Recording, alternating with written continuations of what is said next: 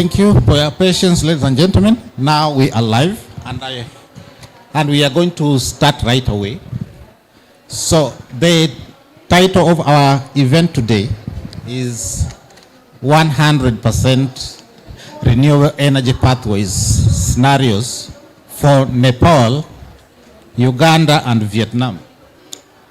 And amidst the background to this event is that amidst the climate crisis and current evolving energy crisis, we need a just transition that involves a shift to an economy that is ecologically sustainable, equitable, and just for all key actors, and developing an 100% scenario provides a starting point that clarifies the importance of the implementation of the transition in Uganda, Nepal, and Vietnam, and to provide roadmaps for the transition options and addressing contextual issues.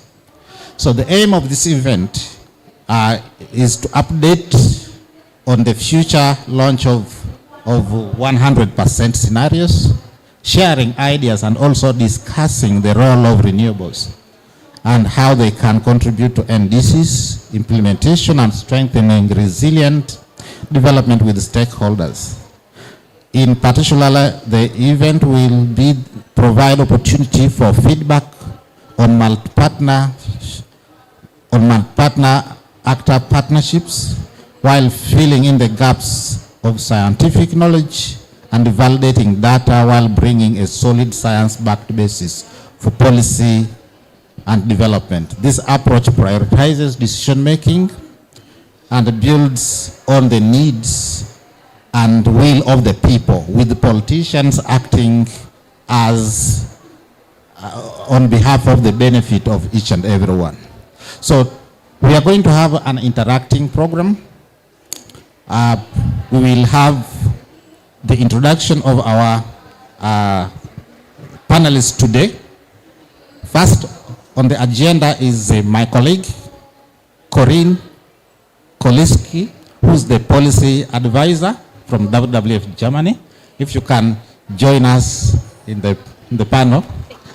I will ask Colleen to sit next to me, such that if participants ask me hard questions, I will give it back to her. Next to Colleen is Honorable Dr. Ruth Nakabira Sintamo, who is a minister in the government of Uganda, Minister for Energy and Mineral Development. A round of applause. Honorable Ruth is a politician, has been a woman member of parliament for many years, and she has, for 27 years. So she knows about working with the people and what steady progress means in the national resistance movement government. The third is Mr. Nguyen Duchbin, who is the director of Small Scale Medium-Sized Enterprises Promotion Center under Vietnam Chamber of Commerce and Industry. So welcome, Mr. Nguyen. And last but not least is Mr. Batarai, who is Secretary, Office of the Prime Minister and Council of Ministries in the government of Nepal.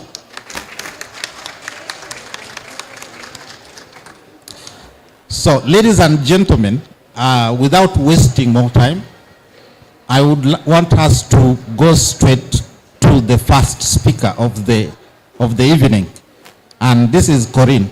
Please take us through what do we mean by this multi-actor partnerships and 100% renewables.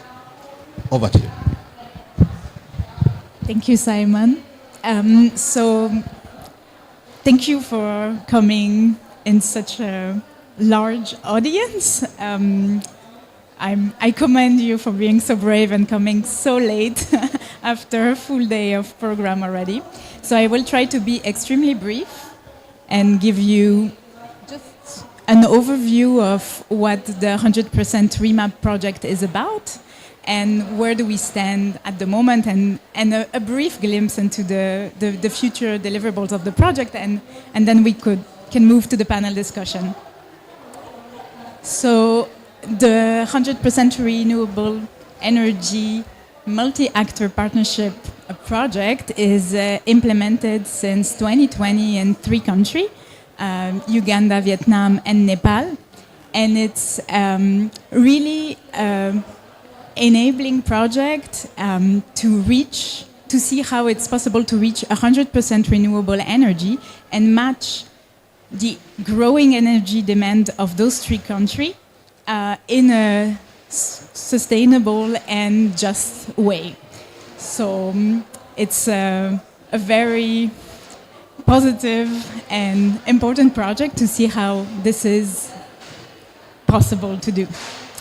So the project has like 3 objectives. The first one is to create what is called a MAP, a multi-actor partnership. So this is a sort of platform that allows actors and relevant stakeholders from different area, like civil society, government, academia, to be part of the discussion on how is it possible to make 100% renewable energy possible. So that's the map. I'm going to talk a bit more about this later. One of the big deliverable of the project is to deliver policy roadmaps in all 3 countries based on technical scenario of concretely how can we arrive to 100% renewable energy, how is it possible, and to discuss it in a very participatory approach that leaves no one behind. So policy roadmap and technical scenarios.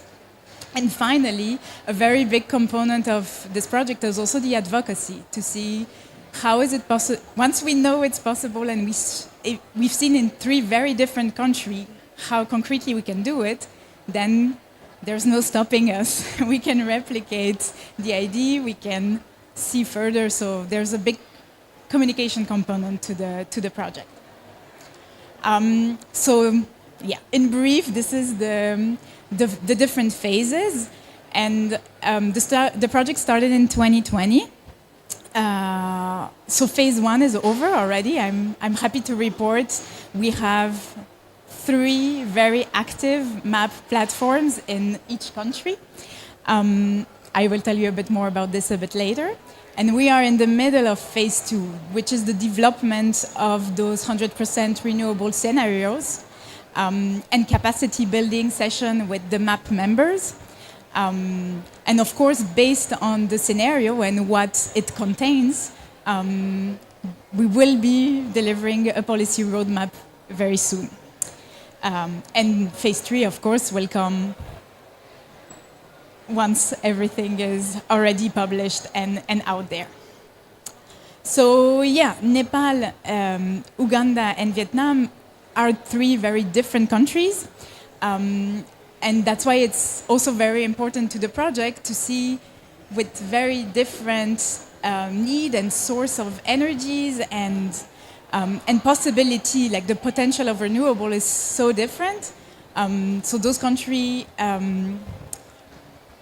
we feel this country give really different profiles and show us how this is replicable also basically anywhere. Once we have seen that 3 very different countries, but it's feasible there, then yes, it's feasible everywhere. So yeah, I mean, exactly. In Uganda, the maps discussion have been really centered around e-cooking, biomass, and I mean the country is really dependent on hydropower at the moment, but has a really growing energy demand. So this is all topics that are being discussed during the MAP meetings. And in Vietnam, there has been a very important discussion on solar power, on electrical vehicle.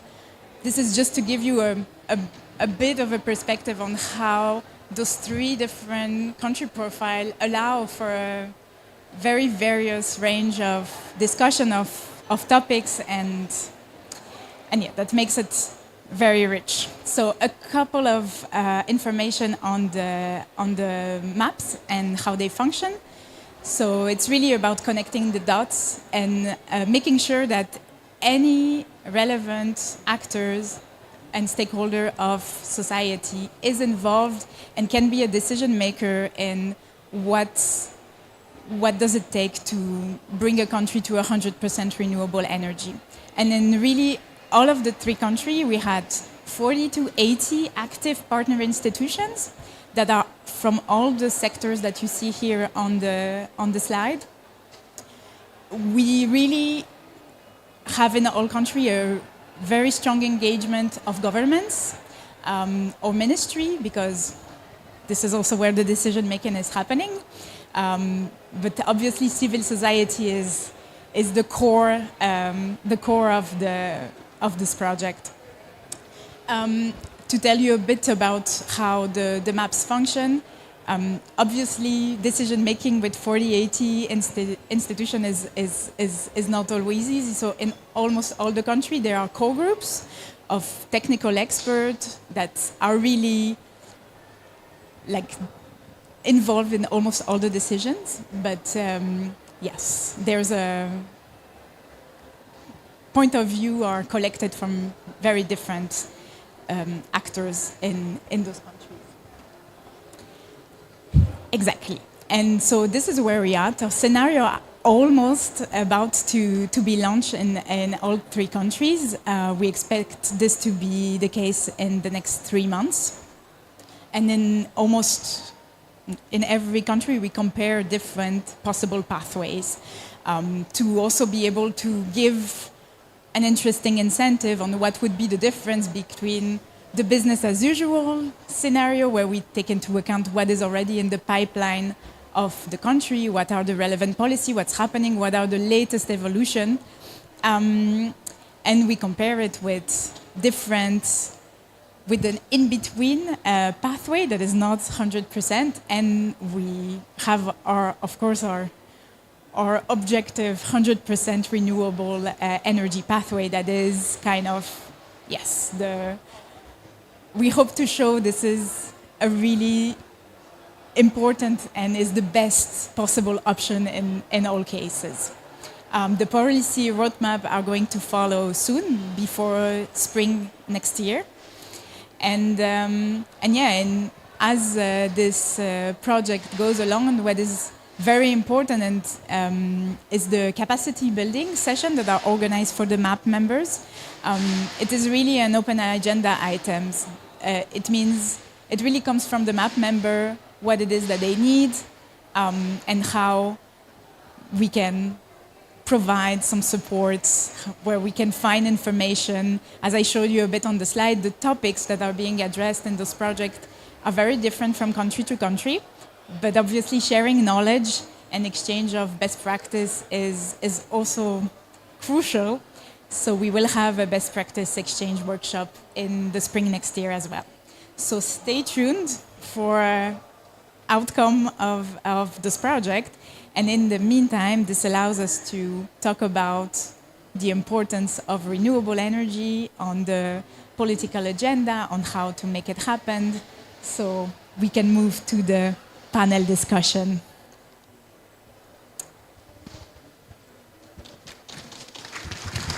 Thank you very much. Thank you very much for that overview. You know, sometimes when you are moderator, you forget to introduce yourself. I'm by name Simon Weredong, the acting country director at WWF Uganda, and you are most welcome to this interaction.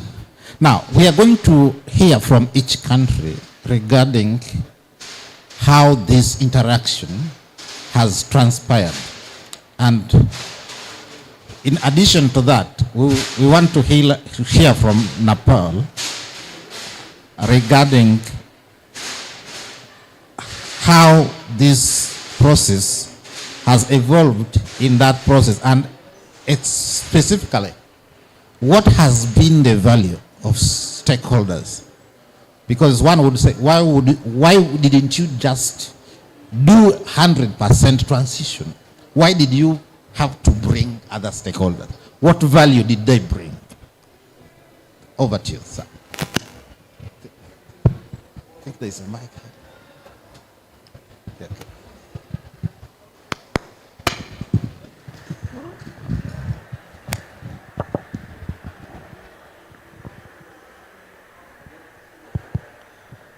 Thank you, Excellency, Honorable Minister, Excellencies, delegates.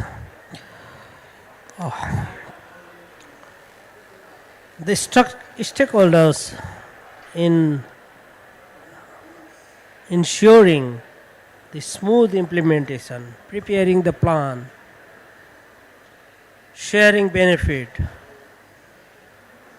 and feeling them that the project is their own is a matter that is very critical in developing any project, any ideas. In Nepal, we have a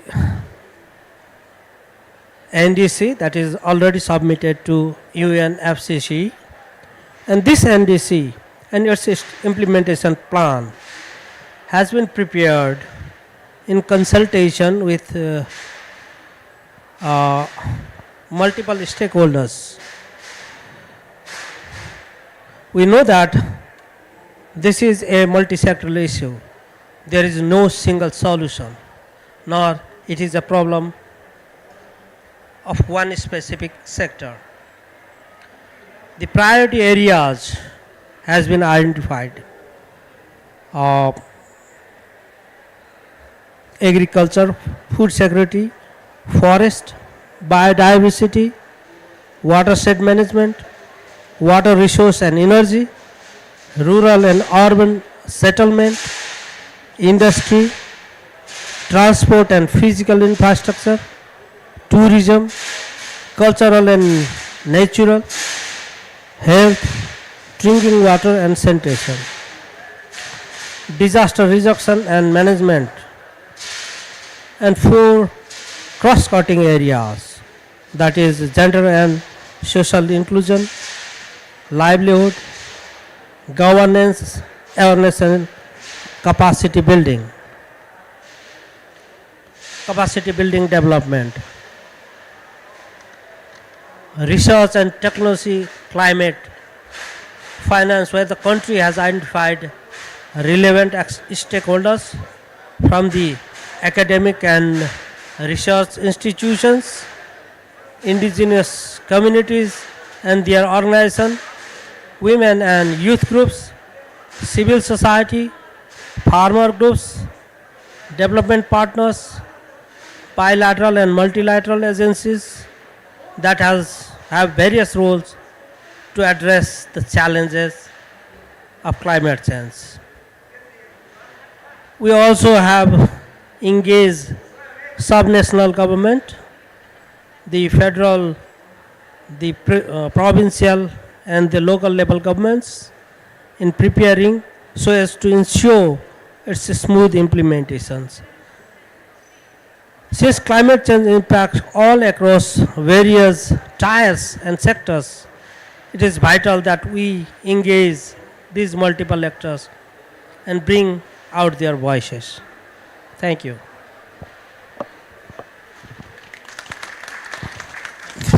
Thank you very much, and I agree with you entirely when you said this is a problem of all and there is no single solution.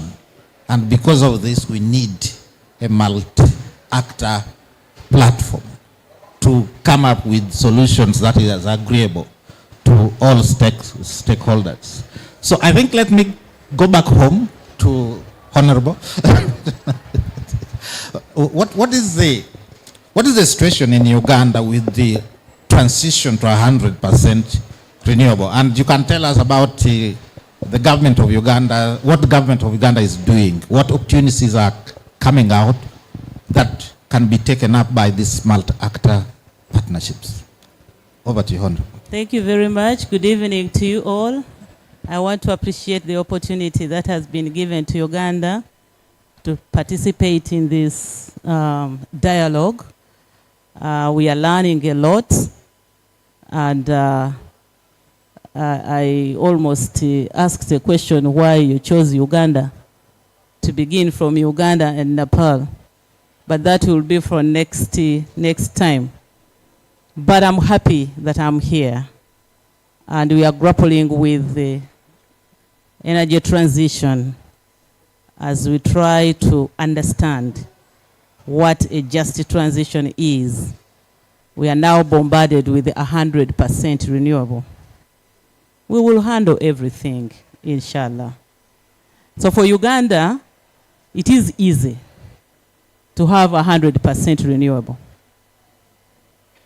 But these are new technologies that come up.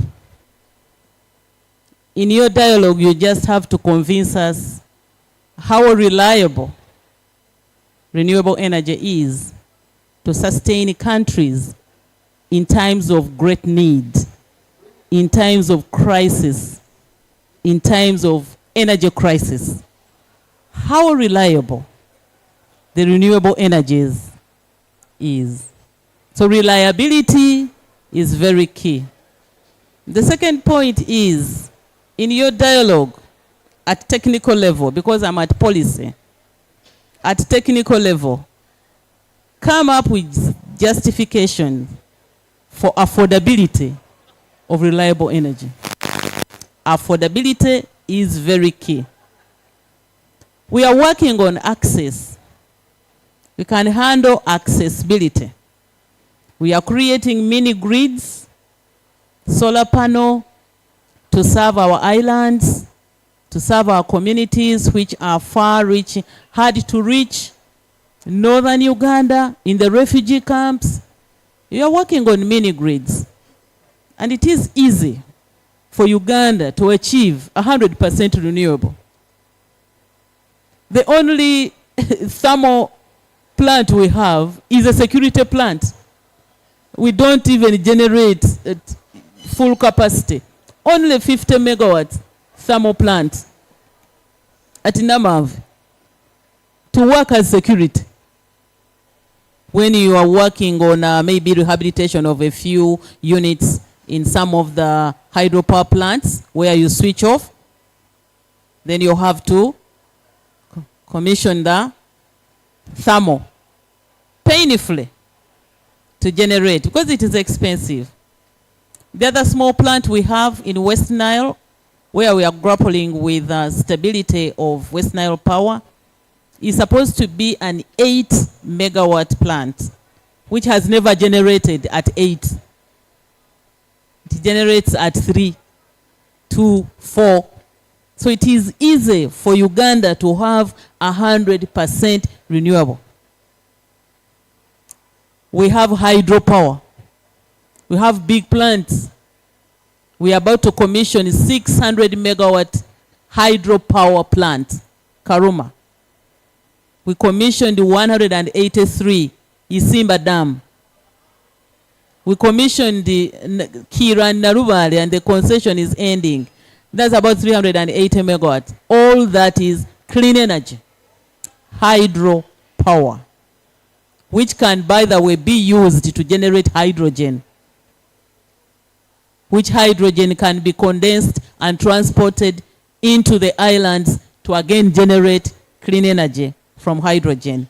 So it is easy for Uganda to gain 100% renewable, but you have to convince me how reliable the renewable energy is. The solar panels that we buy, how reliable is this new technology?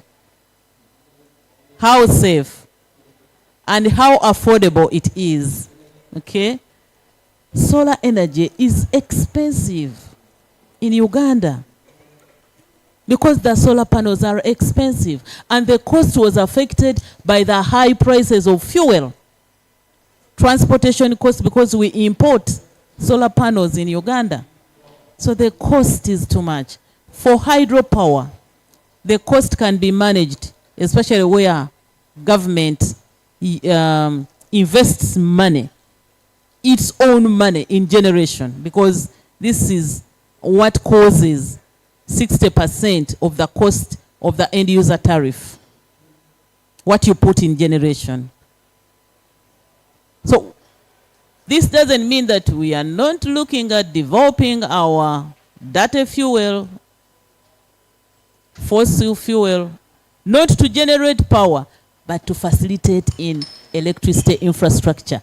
Renewable energy needs infrastructure for distribution. Renewable energy needs infrastructure for storage.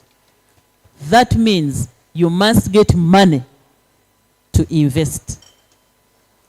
You must get money to invest in renewable energy distribution network, the mini grids. Otherwise, you will have this solar power during the day, and at night, if I'm on the labor ward, pushing twins, and power goes off in the labor ward, in a maternity ward, what happens? So you switch on a generator which uses fossil fuel. So reliability is very key. Affordability is very key. This plant I'm talking about, 50 megawatts, where we use thermal. I want to convert it to use natural gas from Tanzania. I need money to convert a 50 megawatt thermal plant into using natural gas to generate 50 megawatts, which can be pulled to the national grid, because the infrastructure for pulling it to the national grid is already there, the substation. So that is money which we need. So in this dialogue, the issue of investment in renewable energy is very critical. Because you can ask yourself, why are countries not moving at the speed which is needed? Because climate change is with us. We have suffered floods, we have suffered landslides, droughts, and all that. But how are countries moving? Why are they not moving at the speed that we want? It's because of money. Commitments like COP26, where we commit just to contribute 100 million US dollars or billion? 100 million US dollars. How far have we gone? How far have we gone? We need money. Africa needs money. Nepal needs money to invest in power generation. Whether renewable energy or whatever energy, you need to invest money. Minus that, Africa will continue cutting down trees in search for biomass for cooking. Africa will continue burning charcoal because we have to survive. Like Germany has to survive in the winter, and it is now turning to using coal to survive, and nobody can blame them. I mean, you can't see people freezing and then you say, at least we would rather freeze. No, you rather die slowly, dying of carbon, than dying quickly when you are freezing. Money to be invested in clean energy is the key. The policies are good. Thank you very much. You have my support 100% as a policy maker. 100%. And I pray that you get the support. And I appreciate so far, we have some small projects in Uganda worked on by WWF in Kasese and in some other areas. We appreciate that. One by one makes a bundle. We appreciate, but we need those mini grids that can make For example, in the islands, that can make ice plants where the fishermen can get icy to preserve their fish, to make drying facilities used by fishermen, by men, I mean men and women. Fisher people, gender. The fishing community, okay. To dry their small fish, big and small, you need the drying facility. So the mini grids must be somehow big enough to have value addition. That is where you will see us talking about 100% comfortable that we have clean energy. But even a journey of 1,000 miles started by one step. This is a step towards the good direction. Thank you very much.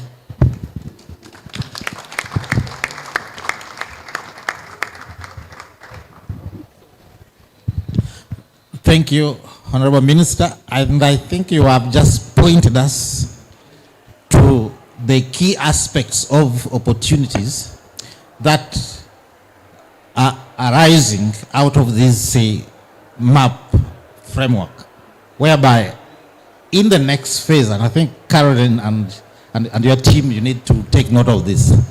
MAP now should take on to discuss opportunities for discussing things to do with the reliability, safety, cost effectiveness, technologies, and even resource mobilization for more work on renewables. And I think that is a strong message going to us, the actors who are here, but even the entire COP community, COP27 community, and the global community. Thank you so much, Honorable Minister, for those kind remarks. Let's go to Mr. Dinesh. And in addition to your experience with this MAP framework in Nepal, what do you think is still missing in order to make this framework to promote development of renewable energy transition? What do you think is still missing in addition to your experience in your country? Thank you. Maybe this one will work better. Thank you. Thank you once again. Let me share first. Nepal is among the few countries who have prepared the NDC and submitted it to the UNFCCC. So Nepal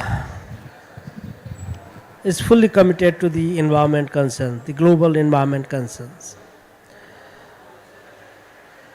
Let me talk about our geography, our land, our setting. We are a landlocked country. 45% of the country's area is covered with forest. 15%, including the Mount Everest, is the high Himalayas. This 60% adding up with the, let's say, rivers, Ramsars, lakes, the percentage will go even higher. All these areas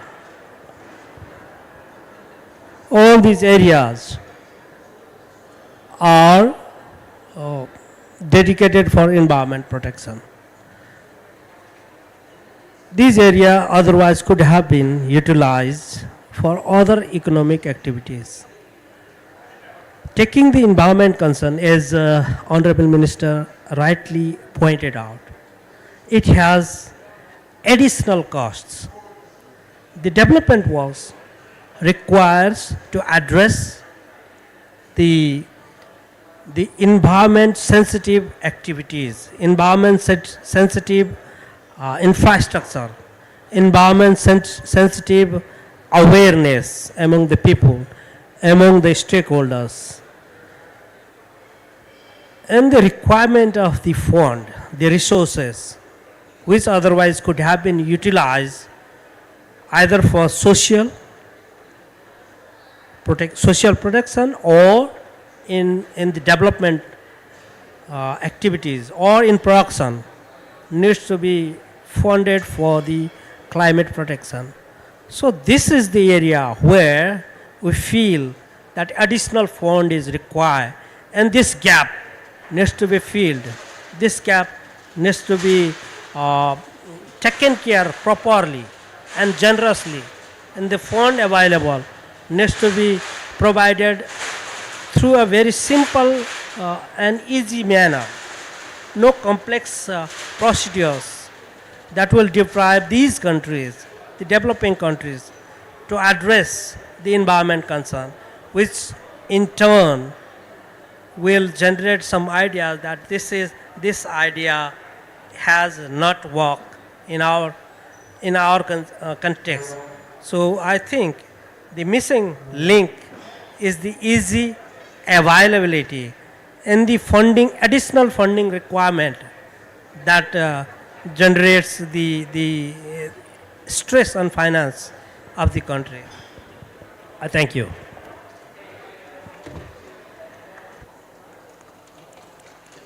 Thank you for those additional points. And I think we are going to Vietnam now. And in addition to your experience as a country with this MAP framework, what do you think is the role of civil society? What has been the role of civil society? And what in particular do you see their contribution being in this 100% renewable in your country? Thank you.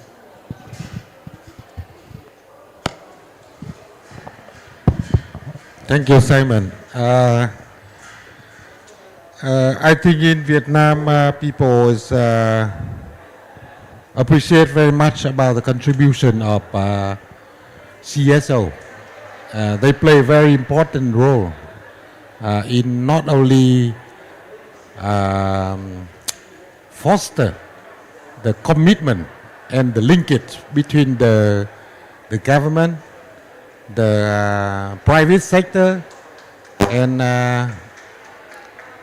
and the investor.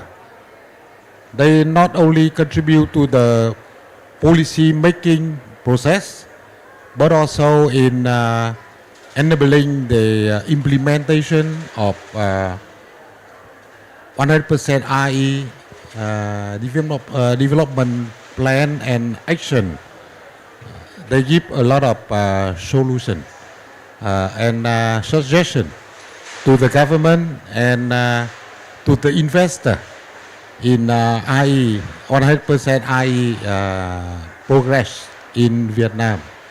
And I think in the future they will play more significant role to make a map network development and enhance the map member in engaging the 100% RE activity in Vietnam. And I think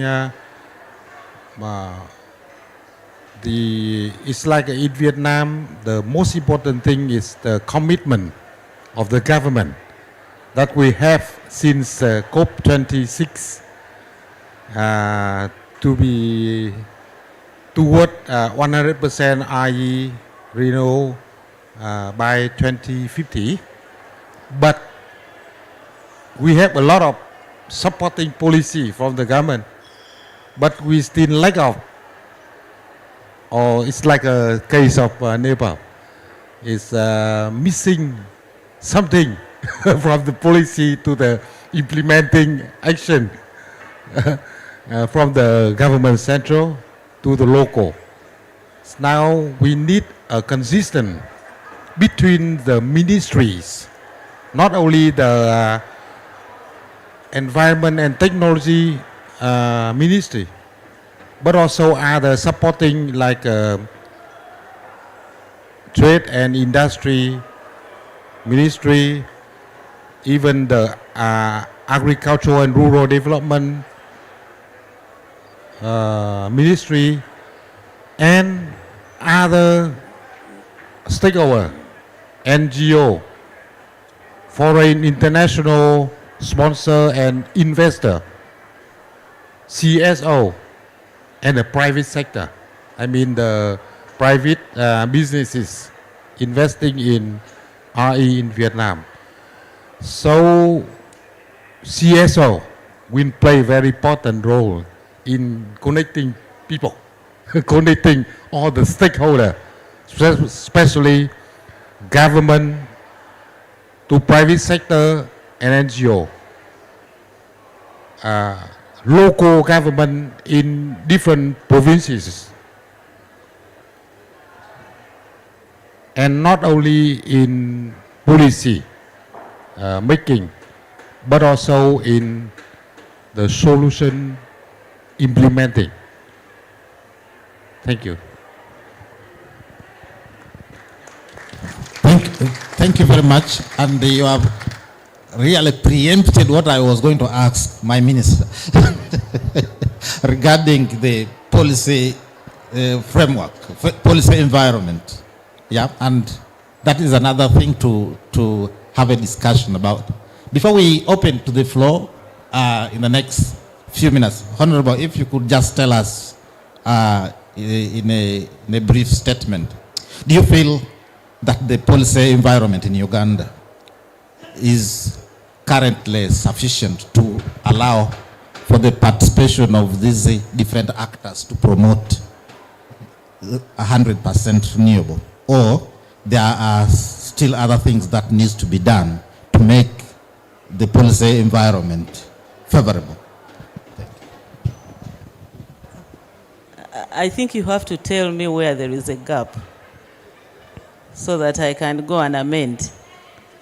But otherwise, we have done very well in making sure that we leave no stone unturned. Otherwise, somehow, somewhere, we receive criticism. But when we cross-check, we have followed every step. And so we move forward. On renewable energy, we have a policy guidance with regulations. We even determined the renewable energy feed-in tariff already. Tariff is determined. We even have draft production sharing agreements just to make sure that we don't waste your time. When you are coming to invest in Uganda, there is a draft. You just have to fit in. Sometimes we even give land. We donate land to developers. We work with private sector. We work with universities, with schools. We work with hospitals. We work with the prisons. We work with the forces to make sure that we reduce on energy waste, you know. So we have to work with all those institutions because they consume in bulk. We have even amended the act that has been standing for some good years, since 1999, to remove the monopoly in generation, to remove the monopoly in transmission, where the Uganda Electricity Transmission Company has been a single buyer of the electricity. Now you can generate and sell to the distributor. This is going to help the renewable energy mini grids, you know, which we want to mushroom in those islands. We have 83 habitable islands on Lake Victoria belonging to Uganda. In Parliament, we have committees, but there is a committee on natural resources, which is the committee that oversees my ministry, we have a standing committee on climate change. You have to have a certificate of climate compliant if you are bringing any policy in parliament.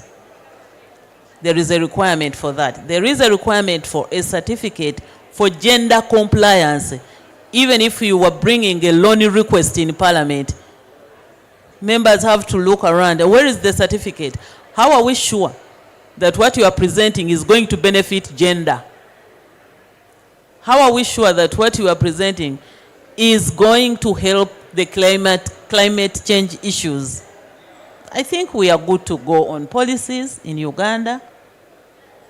We have done the policies, and I'm happy to note that we receive many countries to come and benchmark from Uganda. And we have decentralized. You know, we are following a decentralized type of governance. So when it comes to land, if you are going to invest, you can as well work with local governments, but the regulator, the national electricity regulator, has to regulate you, because we have to know the cost of electricity that you are going to sell. Yes. Yeah, thank you, Honorable. I think those are really very good points to note, that the policies are there, the policy environment is there, so bring the investments. Now, I want to talk to investors this side. I forgot to add that the policies are there, but the political will is also there, and the country is stable for investment, and the people are warm welcome. Thank you. One of my friends was telling me that Ugandans are really warm welcoming. So I think that just to inform you about that as well. So the floor is now open for questions, and if you have a question for any of the panelists, please just raise up your hand. We have around 14 minutes to go. So, but we'll give 10 minutes for questions and answers, then we'll do a final round out on our concluding remarks. Yep, by show of hands, I can see one. If someone can help me with the moving of mic. Was it? Thank you, everyone. I'm Vian Msika, working with WWF, Uganda Country Office, and the Ecological Cohesion Organization in regards to 100% renewable energy transition. These discussions are good, and I want to thank my Honorable Minister for the amazing submissions she has made. As we are in COP27 today and look forward to the end of the year and the start of the new year, I think I would want to challenge us to the walking the talk in terms of the different, both small and big actions that we should start seeing in regards to transitioning to 100%. We've set the year by 2050. What are those small actions that actually we need to start seeing happening in terms of walking the talk of transitioning and tapping into our renewable energy resources and potentials that we have? Coming from COVID-19, the Russian war that we are talking about and its effects, it is important that even the small actions matter in this transition agenda and discussion. Honorable Minister, for example, what would it mean for every household in Uganda to start using an improved cook stove? And what at small scale will that transit to in terms of improved indoor pollution, women and children? What would that mean?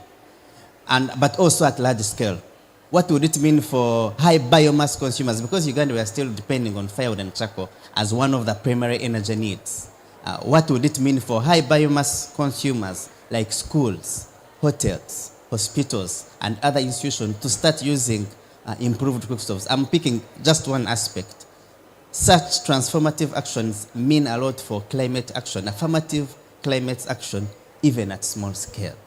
And therefore, when we, as a ministry, we are talking about the hydropower that we are generating, also protecting our fresh water sources and systems. Okay, because if the hydropower is going to be tapped and generated for a long term, then the water, protecting it and ensuring that we are promoting sustainable forestry, agroforestry and afforestation, it is very, very important as part of protecting our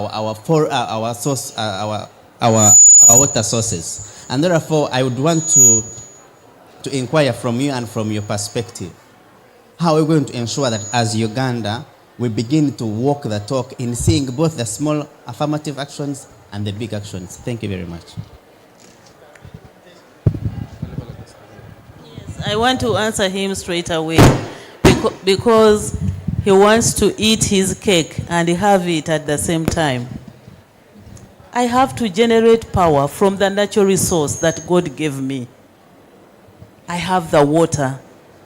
I must generate power.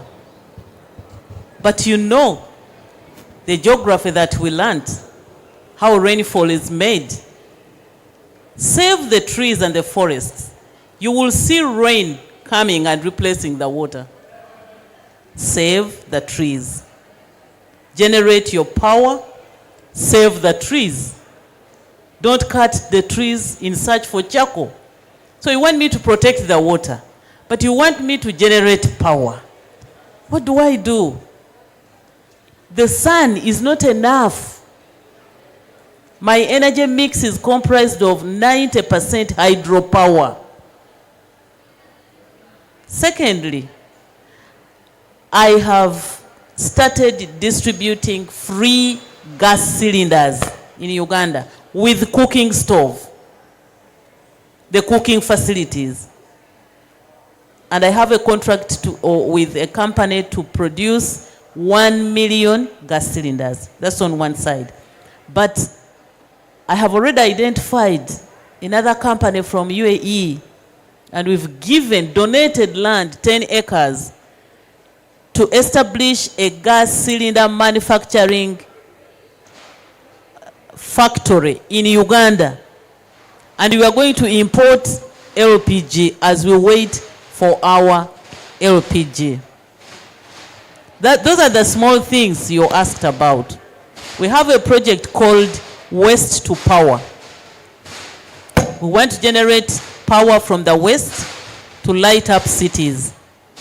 We are also working with Mwana Mujimu. If you went to Mulago, we have transformed the cooking facility for the children.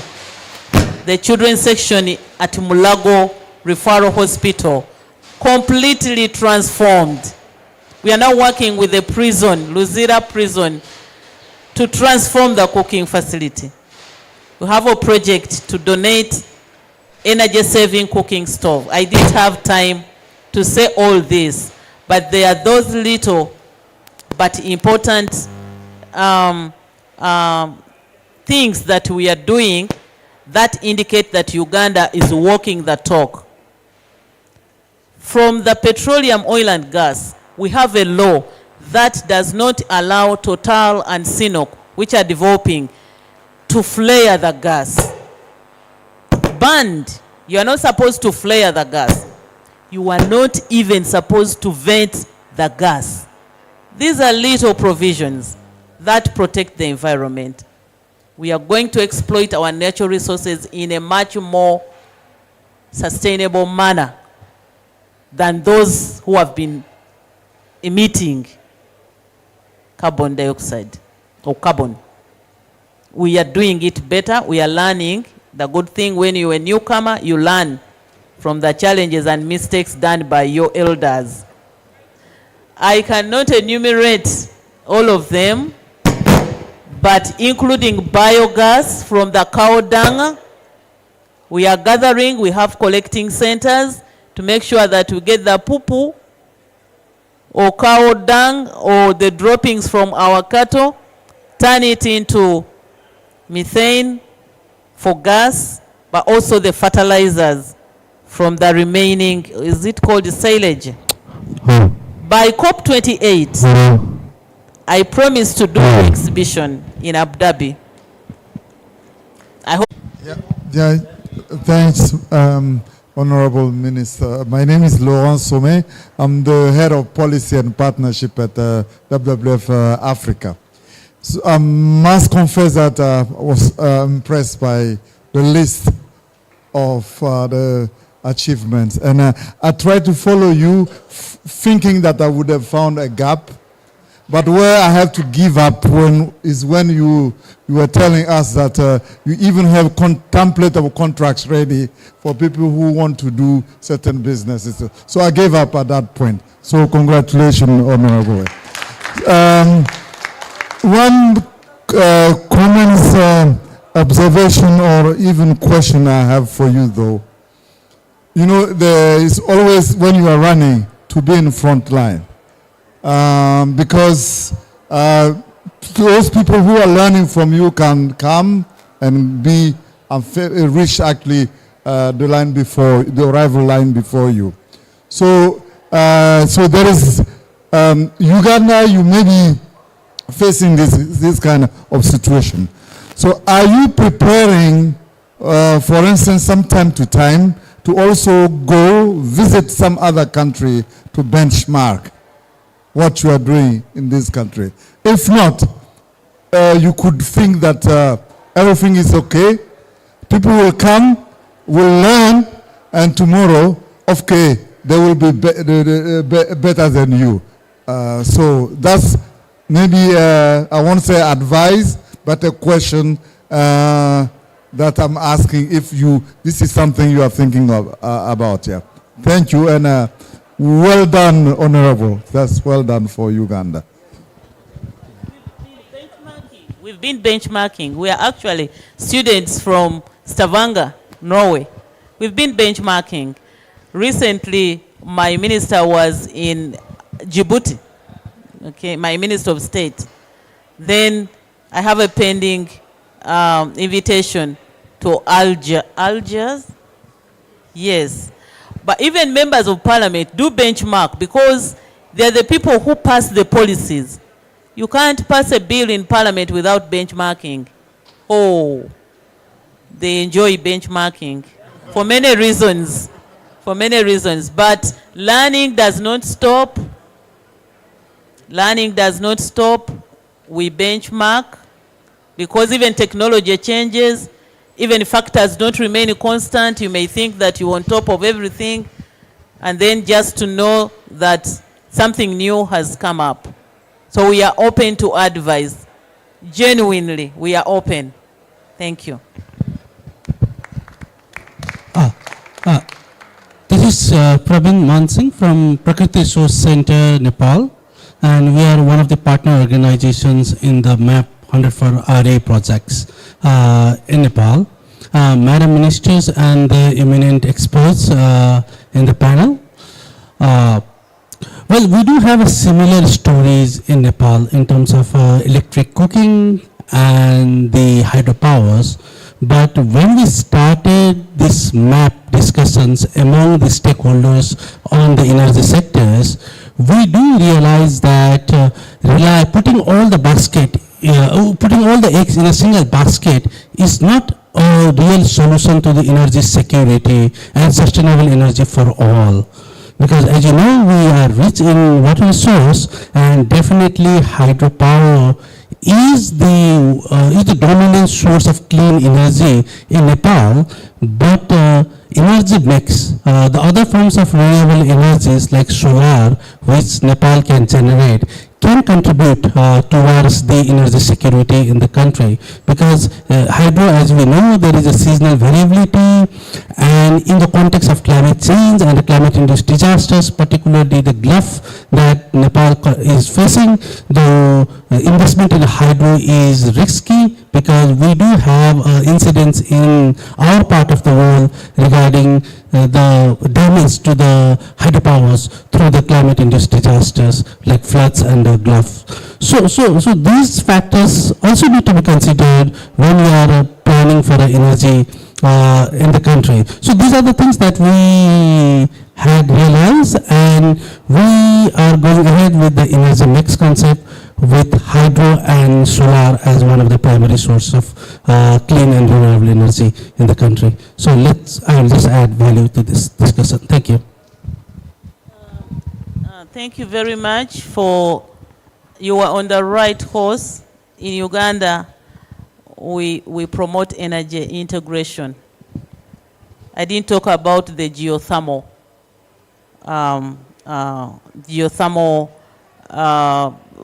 facility that we have. There are opportunities. I didn't talk about the nuclear. We have assessed by the International Atomic Agency 3 times, and we are on phase 2 or 3, I think. And we are looking at 2031, inshallah, to see that Uganda is generating clean power from nuclear, because the potential is there. I also didn't mention the special cooking tariff. I'm answering Vianney again. The special cooking tariff. There is a special tariff for whoever begins cooking using electricity. So we are attracting people to abandon using charcoal to using electricity. We also have what we call a social tariff. For whoever gets connected to electricity, the first 15 units are for free. That's a social tariff. We want to attract people to get connected, to get access to power. So the first 15 units are for free. And these 15 units can be enough to have 4 bulbs. If you have a small home where you have 4 bulbs, you don't have a fridge yet, the 15 units can be enough. So all this, you may call them subsidies, but we want to encourage people to accept to use clean energy. But the energy mix, I like that. Climate change affects hydrology of the rivers. The rivers begin misbehaving because of climate change. So when you have installed capacity of 600 megawatts, during the drought, you are at 400 or 500. So then you will begin load shedding. Then politically, you know what that means. So it's better to have an energy mix or energy integration rather than relying on only one source. Okay, thank you very much, Honorable. I think we have reached the top of the hour, and we just need in a 1 or 2 statements, what is your message to the COP and the global community regarding our experiences here on coming from MAP? I will start with the Caro. Is it Caro? Yes, I will start from my neighbor here. Thank you very much. I think especially since we are in here all together, and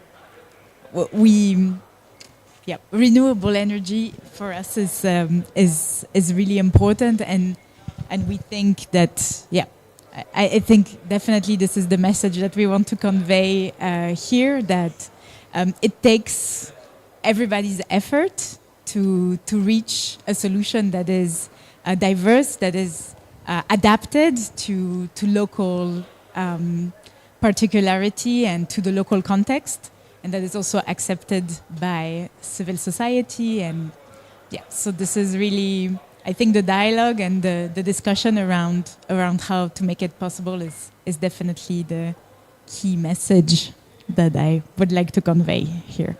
Thank you.